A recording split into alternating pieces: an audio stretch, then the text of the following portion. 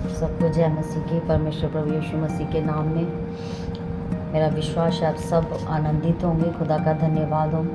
परमेश्वर के प्रियो, आज जो मैं मैसेज आपको देना चाहती हूँ वो ये है। परमेश्वर के प्रियो, कई बार हमारा मन बड़ा होता है कि हम दुआ में प्रार्थना में बैठें, लगातार उपवास करें, लगातार दुआ में बंदगी में बने रहें, खुदा के साथ अपना अच्छा रिश्ता कायम करें। कई बार हमको ऐसे लगता है, और जब हम बैठते हैं तो फिर हमारे मन में बात आती है कि अरे हमने तो बड़े पाप किए अपने जीवन में, हम पापी हैं, हमने गुनाह किए हैं, बहुत सी गलतियाँ हमने अपनी ज़िंदगी में की हैं। हमारा परमेश्वर के साथ कैसे रिश्ता बन सकता है ना। शैतान आके हमें हमारे मन में ये बातें डालता है कि आपका जो प्रार्थना में बैठना तेरा तो व्यर्थ है, अरे ऐसे तूने इतने पाप किए, इतनी गलतियाँ की हैं ना। ये सब बातें शैतान हमारे मन में डालता है। पर परमेश्वर के प्रियो, ऐसा कभी ना सोचें।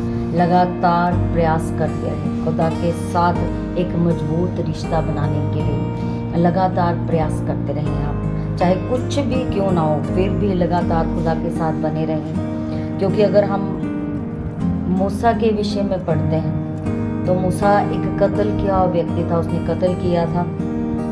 यदि हम प्रेरितों की पुस्तक 7 अध्याय उसकी 23 से लेकर 37 तक अगर हम पढ़ें तो जब मूसा 40 वर्ष का हुआ तो उसके मन में आया कि मैं अपने इजरायली भाइयों से मिलूं। तो जब उसने देखा कि एक व्यक्ति को सताया जा रहा है तो उसने उस मिस्री को मारकर उस सताए हुए का पलटा लिया। उसने सोचा कि उसके भाई समझेंगे कि परमेश्वर उसके हाथों से उनका उद्धार करेगा, परंतु ये बात वे ना समझे।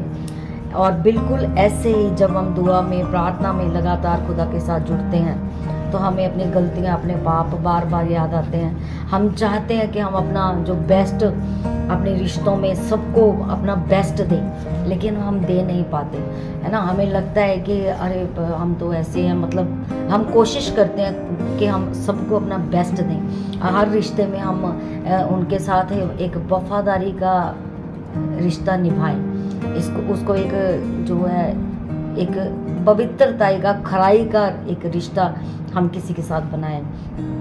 लेकिन मन में शैतान जो बेफजूल की बातें डालता है, तो परमेश्वर के प्रियो याद रखो, इन बातों को भूलकर आपको खुदा के साथ रिश्ता बनाना है। क्योंकि मूसा ने चाहे पाप किया, चाहे कत्ल किया, फिर भी एक समय आया जब प्रभु ने मूसा को पुकारा और झाड़ी में से मूसा को दर्शन दिया।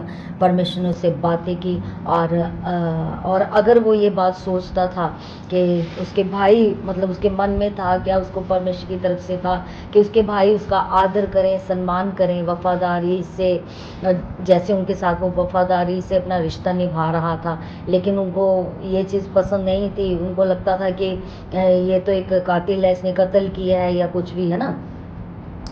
तो एक टाइम ऐसा आया जब परमेश्वर ने उसको दर्शन दिया और खुदा ने उसको इजराइलियों को छुड़ाने के लिए उसका इस्तेमाल किया, उसका उपयोग किया।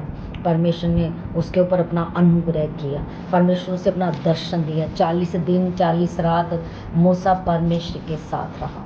खुदावंद के लोगों, कभी अपने आप को कमज़ोर ना समझें। परमेश्वर ने पापियों को प्रेम किया है, वो पापियों से प्रेम रखता है।